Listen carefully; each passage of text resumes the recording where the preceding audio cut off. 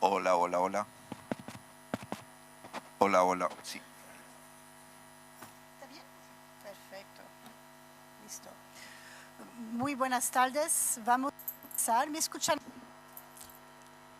Good afternoon. Well, first of all, it is my pleasure and honor to be with you today. It's always hard to lead the final session of the day. It's been 4 days and people might not be listening. Okay, can you hear me better? Está bien. Sí. Bueno, muchas gracias. Okay, thank you so much. I'm so happy to be here with all of you this afternoon. I am Natasha Matsov. I am the chief of the energy division of the IDB, of the public sector unit. And it is my pleasure to be with all of you this afternoon. We have 4 panelists, and we will speak about regulatory challenges and permits in particular. We have talked about the energy transition that is just, inclusive and sustainable. Part of a just transition entails investment. The International Energy Agency estimates that to get to net zero by 2050, we need $250 billion to bridge the financing gap. A substantial part of that investment will come from private investors. And so one of the key questions is, what is the process that we need to undertake to accelerate investments and permits to be able to effectively fund projects quickly and efficiently? We have 4 experts with us today, and I am honored to introduce them.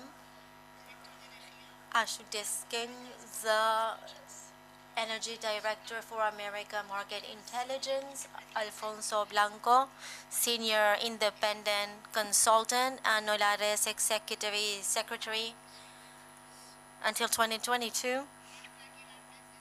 Marta Hilar Mendez, Executive Director of the Colombian Association of Energy Operators, ACE, and Mauricio Rebolledo, Director of Public Affairs in ISA, Chile.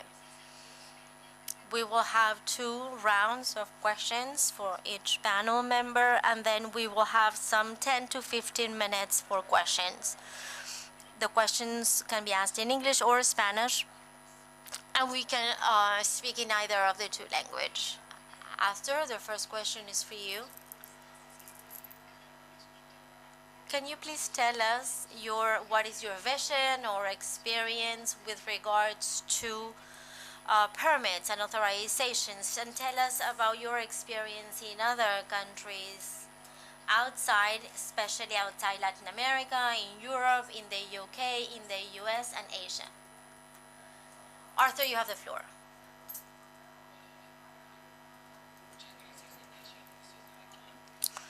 Thank you, Natasha. I think that together with affordable funding, permits and licenses are key aspects that are causing a delay in the energy transition. We've discussed this greatly in the US, in Europe, and I think that Latin America has not yet discussed this in such detail, but I think it's very relevant and it is critical that we do it for a quick energy transition. Just to provide a little bit of background, in the US, there are 10,000 projects that are waiting to be connected to the grid. 10,000. The US is relatively quick in awarding permits and permissions. Some states like Texas and California, where a large-scale solar project will take about 3 to 4 years. The smaller scale are even faster. They have a fast track that could be ready maybe in a year or under a year. So although these permits and licenses are relatively quick, we have a digital process, single window, but there are still 10,000 projects in the pipeline to connect to the grid. If we look at Latin American countries, well, the situation might be a bit worse, particularly in some countries. Mexico, for example, well, we know what it's like in Mexico. It would take about 7 to 10 years to develop a project from greenfield to operational. 7 to 10 to 8 years is too long, and another 7 to 8 years to break even or recover investment. So since you began your investment until you recover, it could be 15 years. So any investor could maybe invest in treasury bonds in the US, and you would get a 5% yield or interest rate a year, and it is a much safer investment.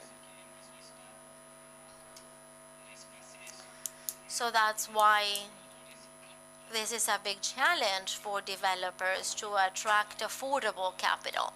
Of course, there are banks and investors that are willing to loan money at 13%, 12% rates, but affordable, I would say it's, well, almost impossible.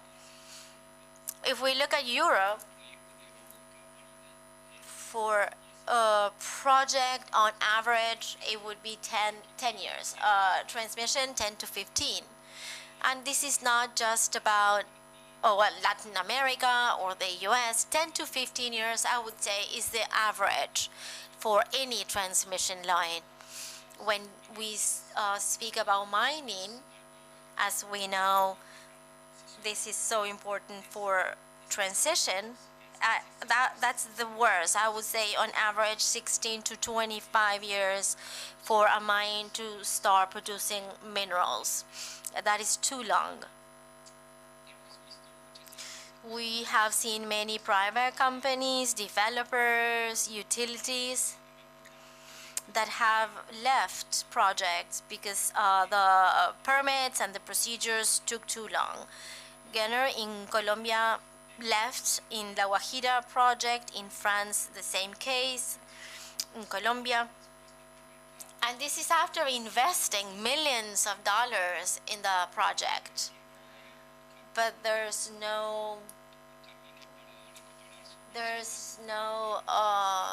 certain road to recover that investment in a reasonable time frame, and that causes delays in investment. Also in Colombia, Grupo Energía Bogotá invested almost $25 million in consultations and in payments, processes, and permits for a transmission line. $25 million just for this stage of permits and licenses, and it's taken more than 10 years. I know the other panelists will speak more about this, but it's been quite a complex process. Now the reality is that we also need to engage local communities, and this is something everyone speaks about, but we need to do it in a way that will give them financial benefits, so not only employment, of course, but also in La Guajira, for example, indigenous communities receive around 4% of the sale of energy and half of the emission reduction certificates. So this is financially important and relevant for communities and really engages them more. It's more appealing to them to become involved in these developments. There are many lessons to be learned. In Denmark, there is a developer that signed an agreement to develop project by 2012, and the last permit was signed in 2020. But now when they did so, in 2020, another government agency came along and said that the area that where they wanted to develop the project was a preserved area. So after 8 years of many negotiations, another agency came along and now says that they cannot continue with that project. So basically, the left hand doesn't know what the right hand is doing, and this is a problem that is present in many other countries when there are many agencies involved, different agencies involved in granting such permits. Now, what did Denmark do? And actually many other countries have done so. They've implemented the single window. There's now one single agency in Denmark that will grant this projects, that will grant these permits for this type of project, and they represent another set of agencies. So we have a centralized agency that has made it possible to speed up the process significantly. Another example is the designation of public interest for renewable projects. So if there is any sort of conflict with any other provisions or regulations, that will take priority to resolve the conflict. So we don't have to litigate over the course of several years to sort out the project. Digitalization, which sounds quite simple. In Germany, we had a marine wind energy project, and that had 36 pages, a document of 36 pages just to grant the permits. And in Italy, there are developers that will spend 30 to 40,000 euros just in copying the permits. Another interesting example is the positive silence rule. So that says, basically, if you don't hear from an agency within a certain time frame, like 3 to 4 months, they don't say anything about the permit, the developer is automatically granted the authorization. And that's quite important because many agencies will not reply within a given time frame. They don't have enough stuff to do it, so that rule has really been very helpful.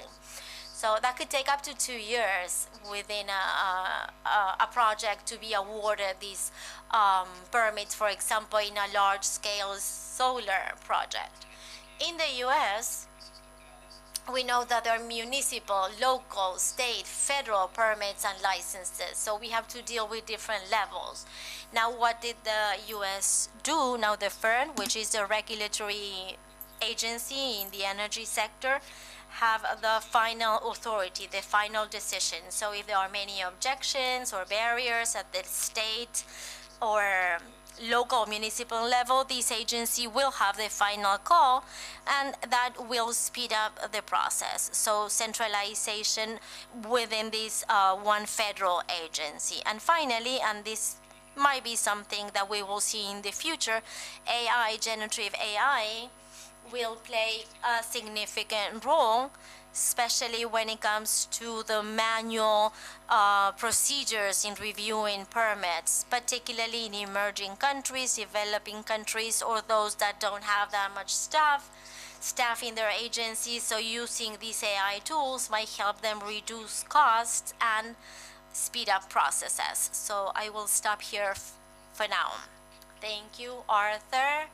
I think that provides a good high-level perspective of how the permits and licenses and these processes are evolving. Now, Alfonso, can you tell us in the region, what is your opinion about what are the main challenges that are associated to permits and authorizations in the LAC region? Can you hear me well? Yes. Thank you, Natasha. Thank you for inviting me to be part of this panel, and greetings to all of my fellow panelists. I think Arthur provided a good review of what's happening around the world, and I think in Latin America we see the same. In many cases, well, the impact in our region is worse because los grandes cuellos de botella. It's one of the main bottlenecks for the advancement of renewability. It's one of the biggest issues that our region is facing. Also, to keep on advancing regarding the climate commitments of the region, and it's an issue that is only now beginning to be discussed in a more systematic way and in a more comprehensive way, considering the great problematics that we have when it comes to permit issuance. So, to sum up what I was saying in a concept, if we fail to overcome this huge bottleneck that the advancement of renewability has through obtaining permits, something that Arthur was saying is it's impossible to consider or contemplate projects that have permits that exceed the 5-6 years in all the process, because the world has changed. Will have changed by then, because the project and the conditions under which these projects are being implemented and will have changed, and therefore it's impossible for us to have a clear landscape that makes business development reliable in the area of renewables, if that is the situation that we are facing. But that is not something that happens only at the level of renewables and generation. That also applies across the different infrastructure projects referred to or related to electric transmission grids that support the incorporation of new renewables. So this is like a chain of conflict and problems that the whole of the industry of renewables is facing in the broadest of senses. Otros de los aspectos que comentaba Arthur y that also conditions one of the aspects that Arthur was mentioning and that I would like to delve into. With high interest rates internationally, there is a flight to quality at investment level. There is a migration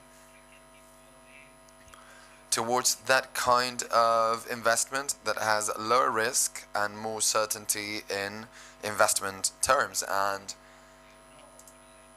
therefore, in the face of an investment opportunity, a project in the States or in other markets, well, that's going to be more usually chosen than maybe a Latin American project. So if that is compounded by the fact that our terms are longer and we can't keep the permit and project risk in check, then we are facing a very unfavorable solution to draw new investments and to develop the renewable energy industry even further.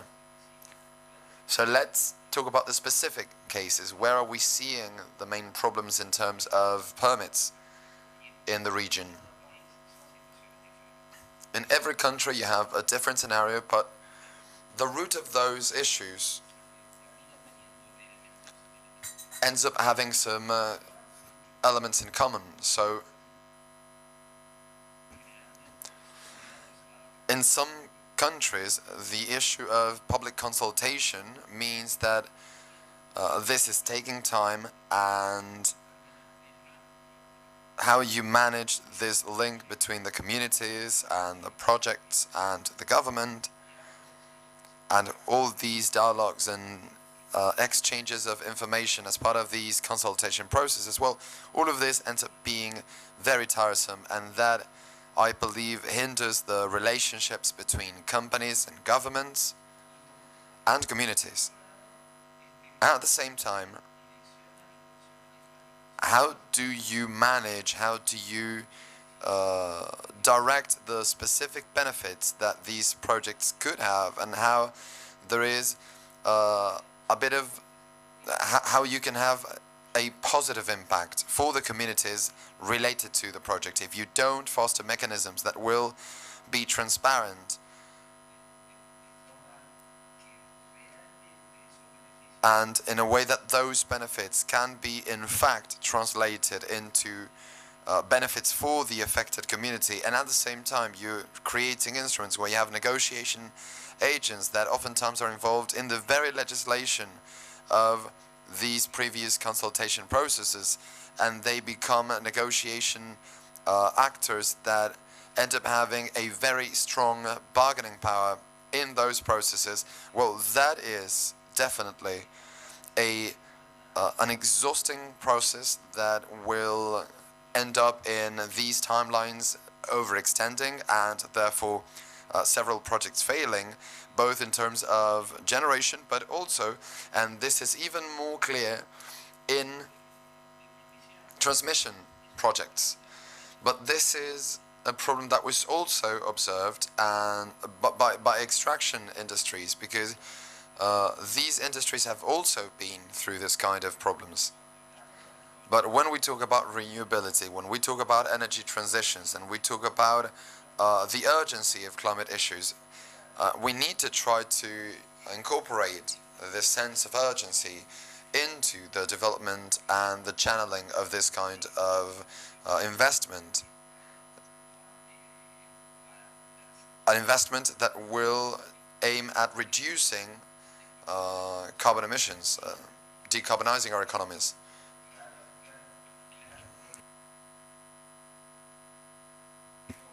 So we have clear problems in terms of project risk. It is clear that this is not the best time to draw investments considering the high international interest rates, and our region is showing many serious problems in several countries where the projects never see the light. They are at a standstill, and they can't get rid of the trap of these consultation processes. They can't go beyond that point of coordination between international permits, local permits, and it's really difficult for them to properly manage the timelines between now when it comes to connecting all the different stakeholders in these consultation processes. So there are many ways to tackle the issue in terms of potential solutions, but we will be discussing it in further detail later. It's a wide array of elements oriented to overcoming the barriers that we find. But then again, there is not one single recipe, because every country has their own legislation. Every country, as part of their institutional order, they will apply the different flows for each of the permits at the level of these big investment projects. And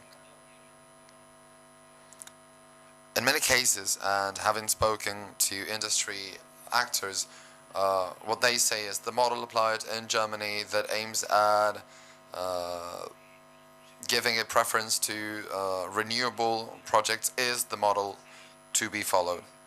Well, maybe it is in some cases, but we were just discussing that with the very Minister of Chile only yesterday, and what he was saying is, but if I give preference to all these projects, then everything's going to fall within one single bottleneck, and I will be failing to overcome the real underlying issue, because everything is part of that very same bottleneck, and I need to prioritize the different projects. So the minister was saying, it's not the same to me, the priority of a solar energy generation power in the north, which is already very developed in that sense, compared to a transmission project that will take that energy across the country. So that kind of prioritization needs to be part of this analysis. So wrapping up, permits are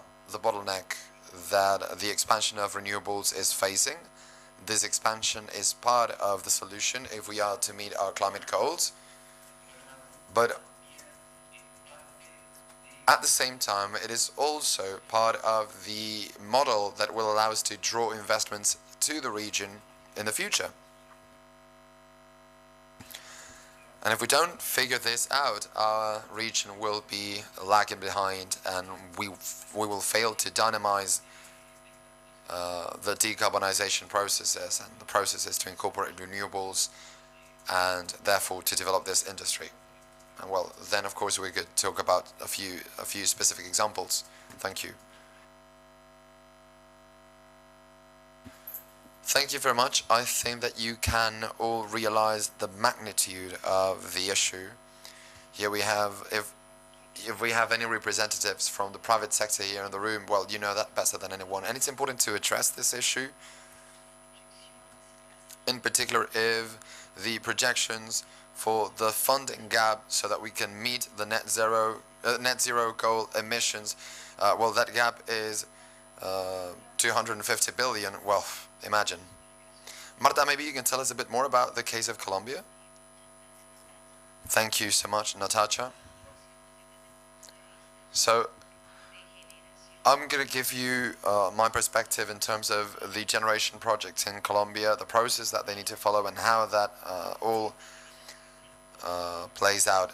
So, generation in Colombia is an oligopoly that 80% of the installed capacity in Colombia is managed by 5 great firms, but the remaining 20% corresponds to thousands of projects from very small hydro electric plants to and other plants with other kinds of technologies, up to much bigger and more representative projects such as the last one to come into operations, which is Hidrotango,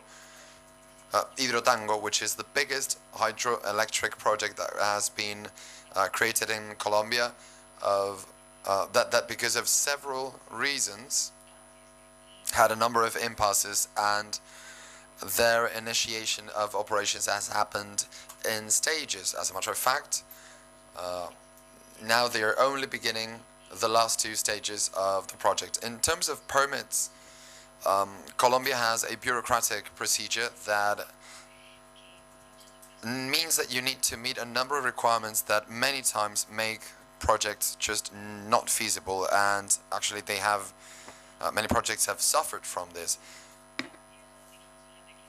Based on the regulation and counting the time, well, a small plant will need 6 years to meet all the requirements for the permits. And let me tell you about these steps and the timelines. The first thing that you need to have is a study permit to begin the project, and that takes 2 months. Then the diagnosis, the environmental diagnosis for alternatives, that takes at the very least 6 months. Then the corresponding authority will define whether that environmental diagnosis of alternatives that needs to result in at least 2 alternatives, if that truly meets the expectations and the requirements of the assessing party. If yes, then they can just move forward. Otherwise, they can just reject it, send it back, and that means that you need to run another 2 diagnoses, and that takes another 6 months. Then you have the environmental impact study, which has conducting it is, in the best case scenario, 1 year for a mid-sized project, and you have up to 3 years to present it after it is approved. Then you have the connectivity, the connection study, which takes approximately a year, and once that you have done it, it is valid for a period of 3 years for the rest of the paperwork before it expires and you need to do it again.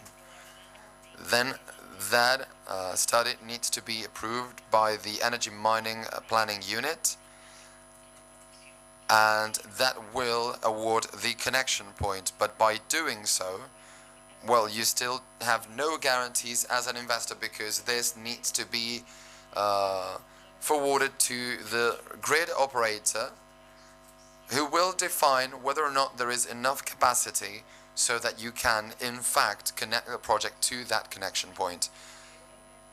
Otherwise, you need to send it back, and then you need to go through this all over again. And then you have detail engineering. This takes no shorter than 8 months for the investor. Then you have the financial closure, which is another 6 months. Then the building process, the construction process, which is best case scenario 2 years if nothing extraordinary happens, and then 2 months to start operations. So all these processes and documentations that you need to hand in to the corresponding authorities have, by regulation, they have a deadline of 30 days to respond. When I said 6 years earlier, that's the time that the investor takes. But for each of the stages that I mentioned, the authorities have up to 30 days to respond, and in most cases, they do not meet that deadline. And the problem is that there is a regulatory loophole that says, okay, authorities have these 30 days to respond, but if they fail to meet the deadline, nothing happens. You just need to wait as an investor, sometimes up to 5 years in the case of the environmental licenses, for the authority to respond without there being any sanctions for the day. So as you can see, there is a big bottleneck in the moment that you issue all the permits, and getting the right time and the sanctions for non-compliance, well, that would make it much easier for the investment of these projects to happen. So with regards to environmental licenses, there is no single license, so you can say, well, I can use this single license for the entire process. Environmental licenses usually depend on the place where you'll have the project. The local authorities would, each authority requires, whether it's by the coast, center of the Amazon, over the mountain range, etc. They all have their particular conditions to grant or approve environmental licenses. So that's another headache for investors, because usually these licenses could take 5, 6, 7 years before granted. In fact, there are several projects that will undertake other stages in parallel. Finally, the license is not granted, and they have to stop the project after having invested half the capital, a lot of time and resources in the project. Another bottleneck might be funding. When funding is restricted, it's limited, and sometimes access is not easy when we are dealing with international agencies. Funding is in US dollars, so in addition to the project costs, investors have to consider the exchange rate risk, which in Colombia, our Colombian peso is usually devaluated, so there's never a chance to win in that regard. And it usually takes a long time for credit lines to be approved. Now, the other component that has had a more severe impact in the past decades is the inclusion of in transmission projects is the mechanism of the prior or advanced consultation. Now, what the law states is that communities, indigenous communities, minorities, and smaller population groups that are settled in the land where the project will be developed, to be able to express their opinion, and for them to have an impact in state decisions if they consider that the projects will affect or have an impact on their culture and rights. The most relevant case, and Arthur just mentioned it, is of La Colectora line. It is a transmission line that is being built in Colombia, and from the region of La Guajira to Sisal. These are over 500 kilometers. They've built the first stretch, but now by the Guajira region is where the project became more complicated. Now, the first problem is that, well, the concession was granted to the firm undertaking the project, and it is the constructor that needs to carry out these consultations. So they had to go to the La Guajira region, and they found there were 235 indigenous communities, and they had to negotiate with each and every one of them, and it's been 10 years. Agreements have been approved with 234. There's one missing, but apparently, an agreement had been reached, but now there are people from that community have stepped out and saying, well, you've negotiated with our nephews, but really it is us who own the land. We have inherited that land, and once we die, our nephews might inherit the land, but they don't have the power to carry out that negotiation. So that other negotiation has now become invalid, and they needed to start over. So in addition to the number of consultations that need to be taken in advance, so there are many aspects with regards to the culture and idiosyncrasy of these groups. There is no guarantee that once the agreement is signed, it'll actually be implemented. We will see cases like this, say, no, it was my nephew, or no, it was my husband, and I'm the only one who's the power to sign. Or we might see, well, the tribe might step up saying, well, I have influence over that river, when they are actually settled 200 kilometers away from that river, but say, oh yes, but my ancestors used to bathe in that river, so that land is also ours.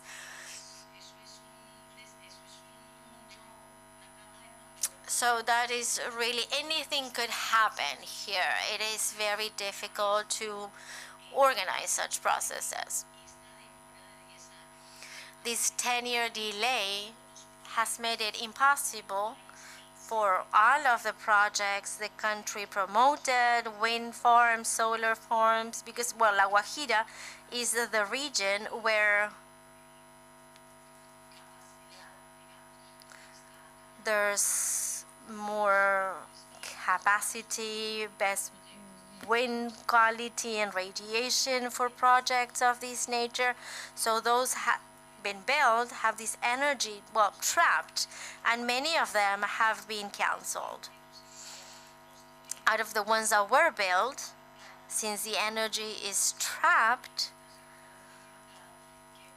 government regulations stated that, well, let's help these investors, well, whose energy is now trapped here, and the agreements that were initially signed with them to promote investment and to promote the projects, operators in Colombia were forced to hire through a public tendering process to use the energy resulting from these processes, and as a minimum they had to buy 10% of that regulated demand. And the operators, each operator was granted that 10% of the demand, regardless of the price, and it was mandatory to sign those agreements. Even operators that said, well, I will not submit my bid to that auction or that tender, I already have a 100% coverage.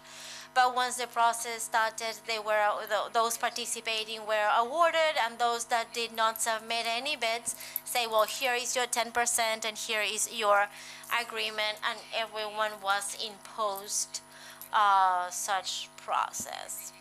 Now those contracts have been implemented, well, for the past 2 years, and so that energy had to be bought in the stock market or through bilateral agreements with the different operators to comply with the obligations that we have with the operators. Otherwise, they would have to pay a higher price, higher than the average in the market. Now, due to El Nino, prices have skyrocketed, and the government is now saying, let's help the operators. Let's cancel those contracts until stock prices go down. Now, this is a risk for users because they will have to take on that surcharge. Fortunately, the court today ruled the repeal of that article, the article in that presidential decree, canceling the contracts, and they need to be implemented or executed. Now, in addition to all of those projects that were stopped, many other environmental licenses projects have been brought to a halt, and the consultations have the obligation to carry out consultations is the fact that has caused the most negative impact in Colombia. Foreign firms that come to the country and are not used to following these processes. I mean, it is very hard to learn our culture, and for them it's, well, of course not valid to say, well, my nephew said this, my grandfather said that. And this is a factor that can be controlled or monitored or measured, and this is really having a great impact in new investments and transmission lines in Colombia. Cuando paramos y obtenemos la licencia, ¿no? Porque parece ser un proceso. Right, this seems to be such a complex and long process, right? Okay, so what's the experience like in Chile, Mauricio? Of course, well, my name is Mauricio Rebolledo. I am the Director of Public Affairs and Visa. Visa is a Chilean-Colombian company. We have an experience of over 50 years in grades, 50,000 kilometers across Latin America. And, well, Chile today, we have a project called Cardales por Falco, covering the Atacama Desert, connecting it with the central of Chile. It covers 4 regions, 30 municipalities, and over 800 communities, well, including indigenous community and consultations. I will speak about our experience. Let me just mention 2 things. The energy transition requires grids, electric grids that can move clean energy, so without transmission we will not have transition. And the second aspect that might not be as well known or is very relevant for this panel is that licenses and permits require a certain type of ethic. We shouldn't just simplify it, but we have an ethical challenge at hand, looking at the different communities and the different lands. We have very complex systems, and that can condemn an entire territory to lose investment or competitiveness. So it's not just about a requirement that has to be complied with. But what are permits? Permits are, well, what gives you the permission or the authority as an investor to use a piece of land for a certain purpose under some conditions. And so what does the private stakeholder expect from a permit system? I could tell you many terrible horror stories like Marta just explained, and we could have a very successful show on Netflix called Permits.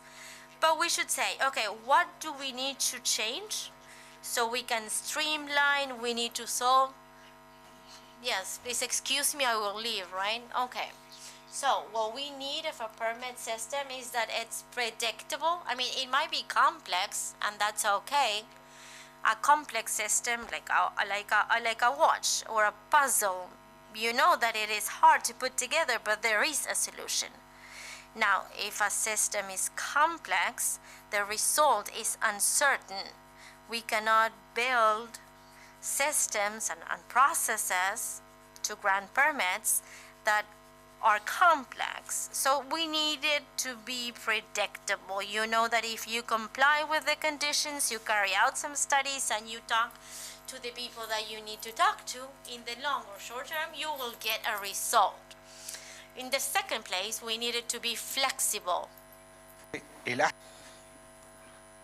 this is not like something elastic that you will pull when it's convenient and otherwise you will just leave it there. It needs to be a system that is adaptable to the climate change challenges, because this is changing the playing field at a very brutal and fast pace, and we need to adapt the permits for tech innovations together with climate change. We cannot have permits that are obsolete, that are from the past. So it needs to be predictable, and the second thing is that it needs to be as flexible. Another attribute that is key is that it needs to be a transparent system, because permits that are transparent are reliable for the investor and the community. So when you go to a community and you say, I have an environmental license to build an electric line that was mandated by the state, which is in the state of all the country, that will go across these many kilometers and across these lands, and this is the environmental permit, I need the community to trust that permit. If they don't,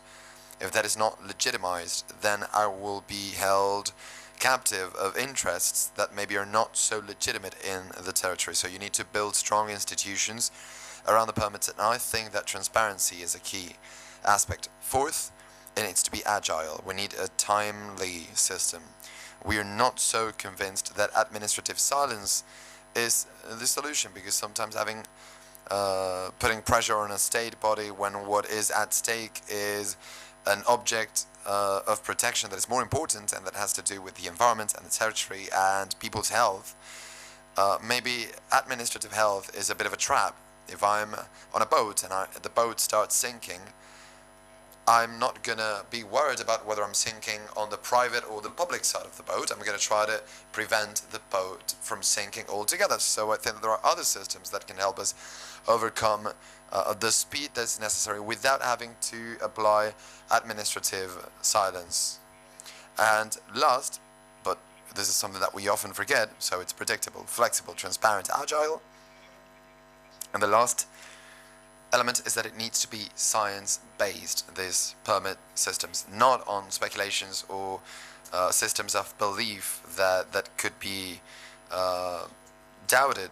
There needs to be science. Just because you say, for example, that something is a heritage site and then you just stop the project altogether, well, you need to have more conversations. We actually spoke to the government.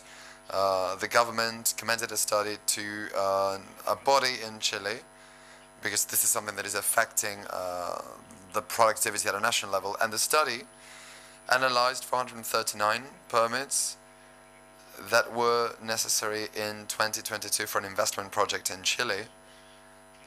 Out of those 309 were a potential barrier to investments, because they were hard to get, because they took a long time. And well, you still say, okay, 309 feels like a lot. And that was a conversation between unions, the company and the state. So what are the permits that have the capacity to put a stop to the investment? And we thought it was going to be 2 or 3. And truth is, the numbers here, 63 permits from 14 different government bodies can potentially put an end to an investment project at any stage, whether it's a survey, a permit stage, or a construction stage. So you're getting bullets from all directions, and it's difficult to give an investor any kind of legal certainty amidst this context. Also, 128,000 files were analyzed. We're talking about permits at different scales: regional, local, national. And the least complicated permits took 2 months, the most complicated one 17 months after the study was presented. An environmental impact study in Chile will take you 12 months to be drafted, because you need to go through the 4 seasons. You need to hire a consulting company to build the report. You need to write the report, and that's 17 months plus 17 months for the admin processing. But those more complex permits have a 45% rejection rate. In some cases, just because of some legality. For example, there is a copy missing and everything starts all over again. So it makes it something very complex, and you're not discussing the bottom line issue. We are all in the same boat. We are living in a territory with more private sector than communities, and actually we need to talk about public affairs and territory, because the territory is the space that we inhabit, and also people's health, the environment, culture, national security. Even in Chile there is a protection object, which is in the desert of Atacama we have 80% of the astronomic observing capacity in the world. So it's only natural that you want to protect those skies, and therefore you need to have electric plants off during nighttime. But well, we agree that that is coherent, that is consistent with inhabiting the territory of Atacama. But when the bottom line issue is a process issue, well, I think that that means that we need to do a strong re-engineering of the whole process. There was a bill that was going to be discussed at the end of the year to make the process simpler, to help overcome fragmentation, lack of coordination and overlapping, and especially some projects that, if you take a look at the permits, well, these are like blind permits, and as I said, not very reliable and quite uncertain. And it seems, and we said this in one of the forums, that when you get into a permit issuance system, well, it gives you the feeling that maybe one of the players does not know, or is not willing, or does not want to get things done. And there is a role of the state, and the private bodies have really tried to work on this, that are about a need at a country level. In the National Expansion Plan for Transmission, what we do is we work based on state mandates. The state says, build a line between this point, and that needs to be with land planning and order. How we use that territory is a definition that the state needs to give the private institutions. The state needs to say how it is supposed to be used, and that builds legitimacy and reliability. I always think that we need to be allies, and that is why we're part of these conversations. In Chile, I hope that we will overcome this. We have the support of several technical organizations that are starting single window processes and paperwork digitalization, so we don't have to print endless papers and then just leave it in a drawer that no one will read, and especially that we can address these 5 principles, and that a permit issuance system for investments becomes an enabler, so that you can have investments in the territory and that you can coexist with the communities and that they are all involved. All these permits have a citizen validation space, and think about it, that conversation has to do with ethics, the ethics of the private entity, the private company, to play by the rules that they are told. And then of course you need to discuss changes in scope, how you're going to address that in your projects, but especially a state's ethics. So when a state grants a permit and an environmental license, it's the whole state that is becoming present in that territory, and the conflict that we have endured in the construction stages of transmission lines. Well, it's no surprise that the biggest conflict we have happen in territories where there is a lack of presence of the state, where there are no investments in education, where there is lower human development, where there are no roads, no schools, and you as an investor are told that you need to build a school, a road, and you say, and what about the impact of this? Because the environmental system at least works with mitigation and compensation measures. So we have tried also to bring the state closer to these more distant territories, and we have 2 very nice programs. One that is called the Puma Connection program in Chile, which is about climate adaptation and climate change, and we're working on a strategy that will get the communities involved, because it's not ethical that in a place where there is heavy rainfall, the tower will remain in place and the community will be just vanished because the river overflooded. So we need to incorporate the community to the strategy. And the second one that aims at bridging access gaps, because it is also unethical that if we have an electric substation with a lot of light and a lot of electricity, and just 5 meters away of that substation, you have people with no access to electricity. So that's why I think that this conversation is so important, and we need to have it today. And I wanted to make these comments so that we can address them and maybe build consensus that will be beneficial for the entire sector. Thank you. Mauricio, creo que ustedes se están dando cuenta de la magnitud. Thank you, Mauricio. I think that you can all realize the magnitude of the issue and why we are discussing it in this panel session. In this second part, I will ask each panelist that perhaps speak for a few minutes less, because we would like to have a small Q&A session before we close the panel. The second part is a bit more about solutions. What kinds of solutions, or what are the three main priorities that we could hear from you, that we could think about in order to at least begin to have some answers to simplify these processes. So maybe Arthur, if you can briefly give us your 2 or 3 top priorities that you believe we need to focus on at a world, at a global level, so that we can overcome this problematic. Yes, I think that the big challenge that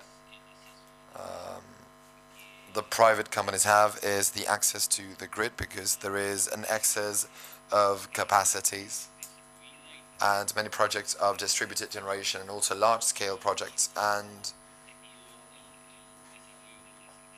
they haven't seen a development in transmission lines. So I think that access to the grid is what really delays these processes.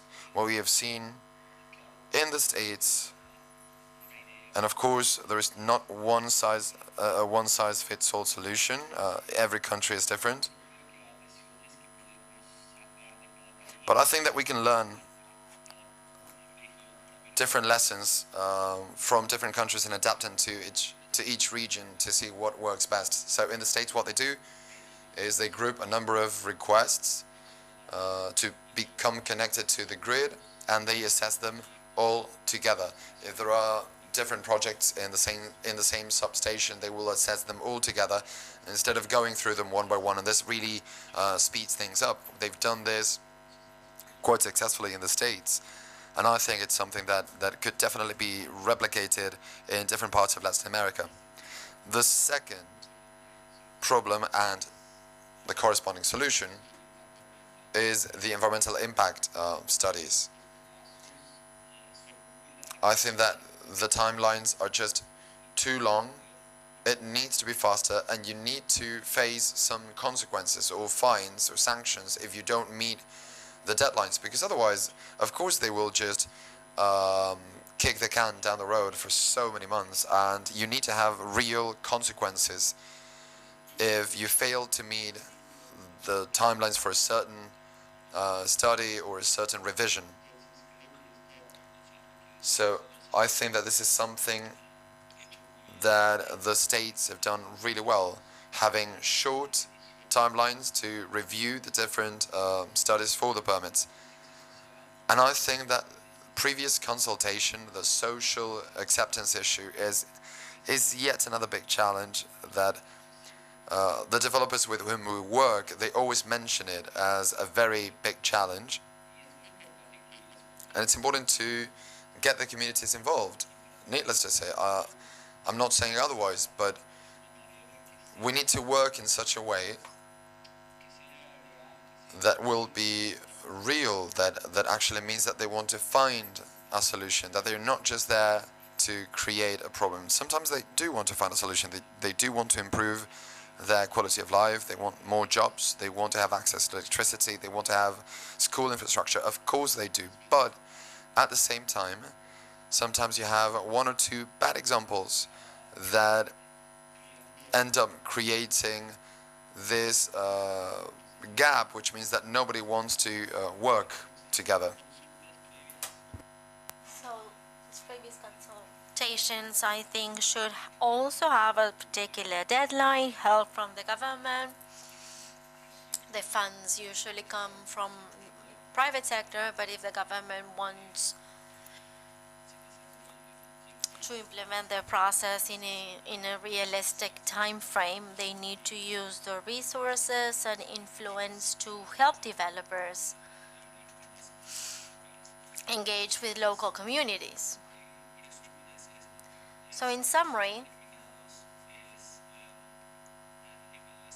we need specific deadlines, assessment or evaluation of similar projects, government support for these previous consultations, and if Latin America and as well as other regions don't do something to improve licenses and permits, the money will go elsewhere. It will go to other markets.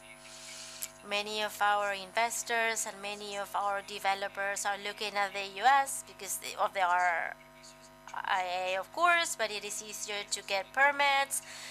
Income and revenues are in USD. There are fewer problems with local communities, and so the money will go elsewhere. Unfortunately, Latin America will delay their energy transition. We are on the right track. We have hydro and renewables, but we cannot use such large percentage of renewables and not have the same progress in other aspects of the energy transition. And finally, it's not just about following the regulators' rules when it comes to permits and licenses. There are political, financial, other forces, the communities, religious influence, the church. And it's much more than just following the provisions or the laws. That's why we always recommend our foreign clients coming to the region that they need a local partner. If they're going to request permits on their own, they'll probably have many problems. Thank you, Arthur. Alfonso, could you very briefly explain or mention, well, comment about these three aspects that Arthur mentioned, the deadlines, the timeline, and how could we just adopt these criteria to have a speedier process? I took down some notes and possible tools to reduce these obstacles. Arthur mentioned many of them, but in the first place, for example, declaring a project as part of a public interest project for renewables and transmission projects that aim to achieve the decarbonization of the country's structure. But of course, not all of these aspects will have the same priority. And it's about analyzing the policy and the policy content in our countries. So we should not only analyze this at country level, but also at local level, local government level. But in Uruguay, renewable projects were declared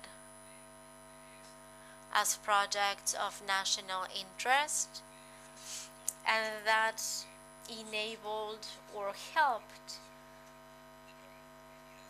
the process in a country that I understand is not as complex as Colombia or Chile when it comes to their relationship with some communities. But I think that declaring a project as a public interest project is a good a useful tool to adopt in our countries. Single windows are also very helpful. They have proved to have a positive impact, and they make it possible to use a single channel to process and grant permits for investment projects. This is a very important tool that we would that should become current and regular practice, and it should be adopted by all countries.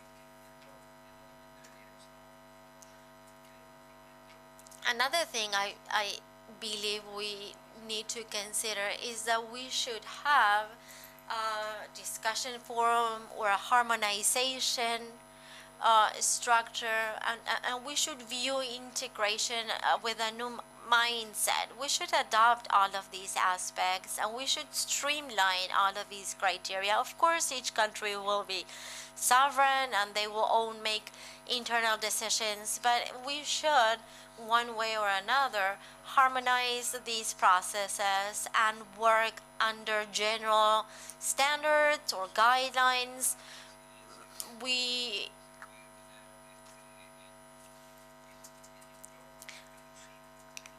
I'm not saying that we should copy Europe's model, but at least we should have standardized practices, good practices in our markets. I think that is also a big challenge for international organizations like the IDB as a driver for initiatives of this nature, like OLADE as the executing agency for integration, for communication, and to share and exchange knowledge and experience. There are many success cases in our region as well, and we could use them as a model. We should also review the prior consultation mechanisms and how representative they are,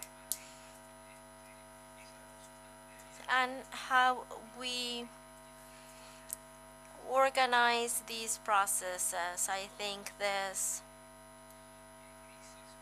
are many gray areas, and sometimes it's not very clear whether a process of this nature is necessary, whether we have to review these processes. But again, community engagement is extremely relevant, and we should not disregard it. We need to take their needs into account.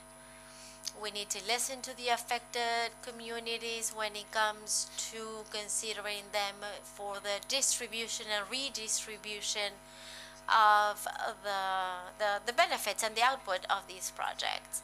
A worst case scenario is a project where the project is implemented, defined, and executed in a particular land, and we don't have the involvement of the community affected. I would say that is one of the worst possible scenarios in any kind of investment. And that's something that we should always remember as well. We need to review those prior consultation mechanisms that have in many countries now become one of the main bottlenecks in our processes. And just to finish,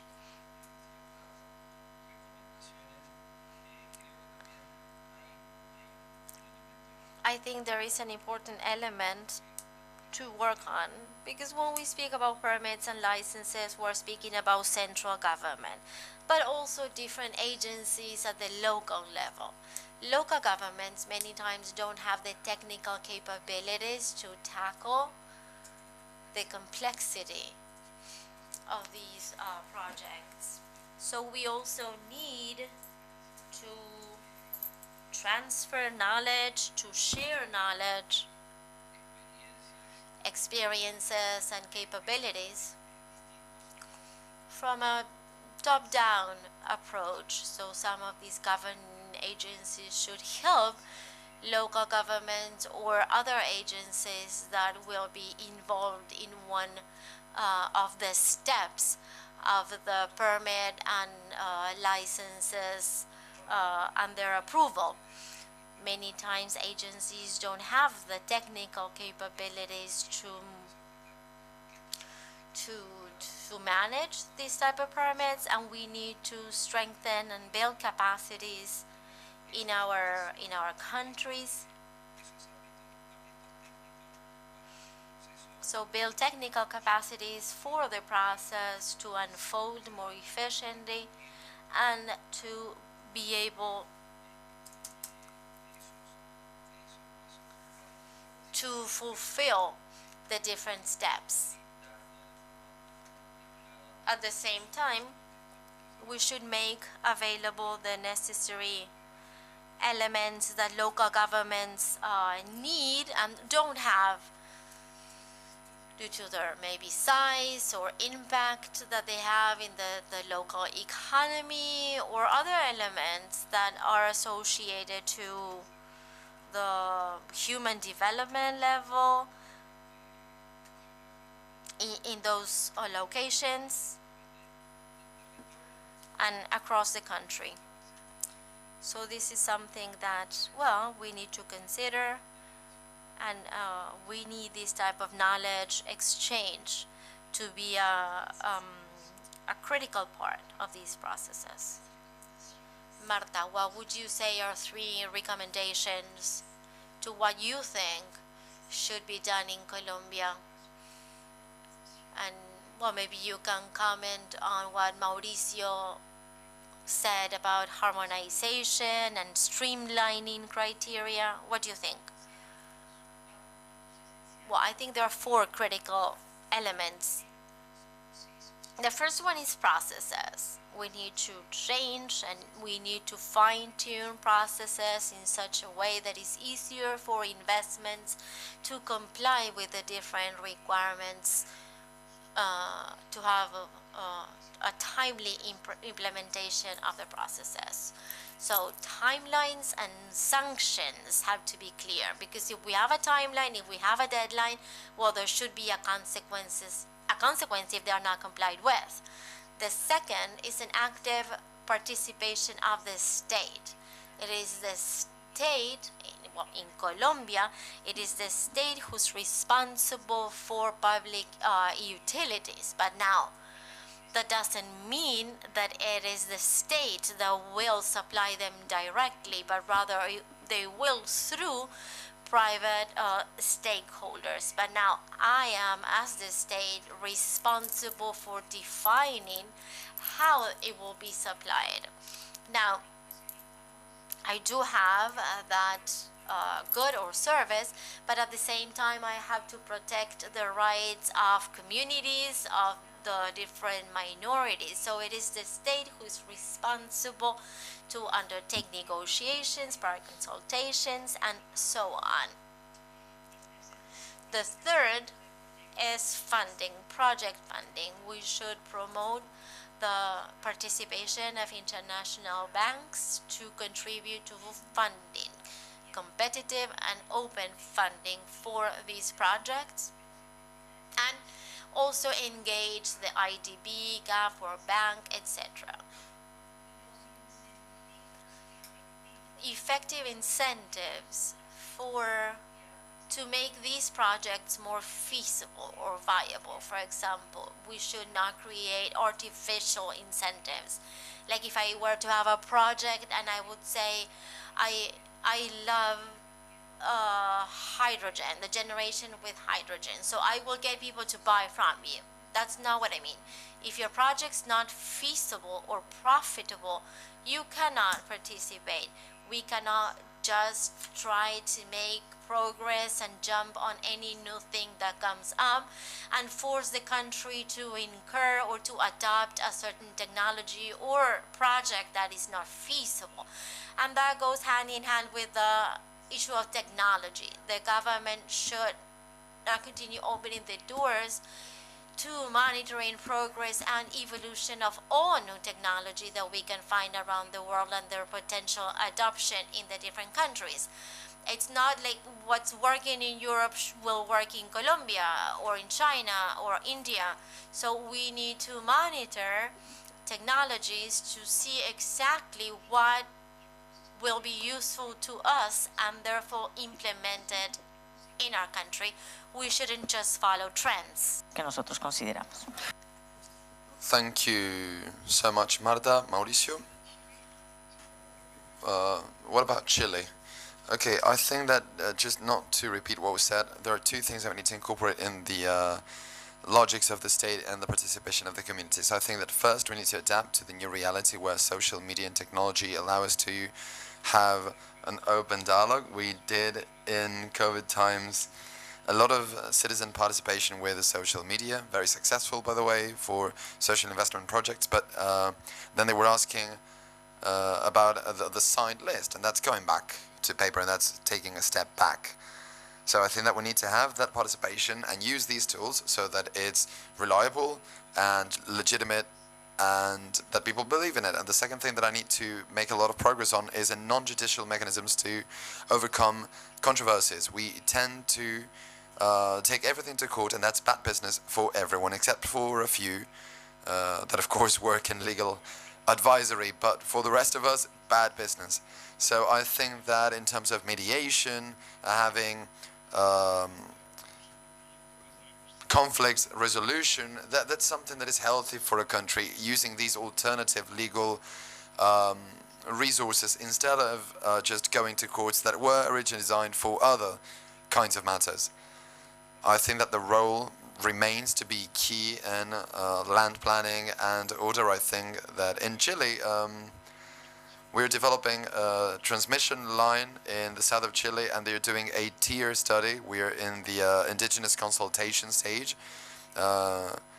It's a line that comprises almost 200 kilometers, and if everything goes well, it would require a strip of 1 kilometer width, and that has been agreed with the communities, and that would allow investors to work through the bidding process and have 100 meters of width, 120, and that would definitely reduce risk. There are many open questions still that's going to affect the speculation in soil value. We need to know if that's going to create or not further conflicts with the community. But well, I think it's a policy to take a look at. And on the side of private companies, we have a few commitments as well. Here is our CEO. I'm so happy that he's here, and he integrated a panel where he talked about the following, which allow me to just repeat here. We need, following the same territorial logics, we need to think of using the already existing electric infrastructure, the electric grids. We can reuse them because the society has already paid for the cost to have those electric grids, and we could take it to the next level using the same lines and without having to think of new tenders, and that's an interesting challenge. And well, why not repurpose these lines if they're working well? And the second thing, which is an element for the private sector, not just in transmission processes, but in general, that we need to improve the quality of engineering that we have when we work with environmental projects, because that also makes it easier for them to be assessed. The second thing that we also need to manage with quality is the change in scope, which is going to happen. Sometimes geology of a particular soil makes that we need to move a tower a few meters this way or that way. And nowadays, permits nowadays mean that I need to work around a new permit because I am leaving what had been environmentally assessed, and that means delays in the works or maybe just stopping it altogether. So of course we need to have that joint work to understand that linear infrastructure projects are a type in and of themselves, and the investment projects that are what we are discussing today as mandated by the state require us to be there to take an opportunity of this window that we have to make a true energy transition that is just. And just to wrap up, and this is part of what we all do, those of us that work in these issues, is to train the boards of directors in ESG affairs. That is, well, every 2 years we have discussions with the different members of the board of directors talking about environmental, social and governance issues. We've worked with communities from Peru, from Chile, from Colombia. It's not something for you to pat us on the back. It's just to see that we're doing things well in this sense, and we can still improve it. These spaces are laying the foundations for something that is so important, which is bigger standards, better standards. And to achieve these, we need greater costs, of course, in terms of investments, and not everything can be a rate increase. So we need to agree with the state that many of these works of transport, energy, renewables, they need to come together with state investments that will complement the project, and that at the end of the day it will be good news for the territory, because they will be protagonists of this energy transition, and not, as many people see it nowadays, just a landfill or a ditch. So we need to get to this chain of value that is the result of the work of the private institutions and the states, so that the community feels that they are the true protagonists of this transition. Thank you very much.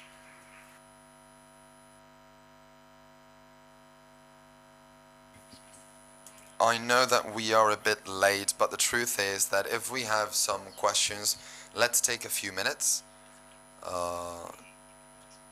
If so, I'd be more than happy to pass the microphone. Si no, cerramos. Okay, so let's just wrap up. Thank you, Arthur, Alfonso, Marta, and Mauricio, for having addressed this topic so clearly, and that truly showcases the magnitude of the issue. I hope that this panel has been useful to you, and thank you so much to our panelists, and of course you in the audience for joining us this afternoon. Thank you very much.